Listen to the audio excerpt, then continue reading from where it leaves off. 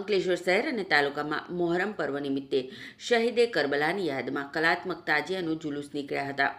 યા હુસેનના નારા વચ્ચે અંકલેશ્વર શહેરના કસબાતીવાડ, હજરત હલીમશાહ દાતાર ભંડારી, કાગજીવાડ, સેલારવાડ, કસાઈવાડ, તાળફળિયા સહિત વિવિધ વિસ્તારોમાં 18થી વધુ તાજિયાઓનું જુલુસ નીકળ્યું હતું, જેમાં મોટી સંખ્યામાં મુસ્લિમ સમાજના લોકો જોડાયા હતા. મોહરમ પર્વ નિમિત્તે શરબત, દૂધ, કોલ્ડ્રિંક્સ સહિત નિયાઝનું વિતરણ કરવામાં આવ્યું હતું. શહેરમાં મોહરમનો તહેવાર કોમી એકતા અને ભાઈચારા સાથે ઉજવાય એ માટે પોલીસ તંત્ર દ્વારા ચુસ્ત પોલીસ બંદોબસ્ત ગોઠવી દેવામાં આવ્યો હતો.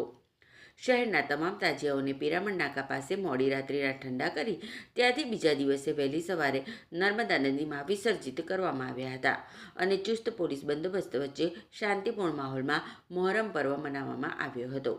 અંકલેશ્વર શહેર તાજિયા કમિટીના પ્રમુખ બખ્તિયાર પટેલ, સેક્રેટરી વસીમ ફળવાલા, પાલિકાના સભ્ય જહાંગીર ખાન પઠાણ સહિત આગેવાનો ઉપસ્થિત રહ્યા હતા.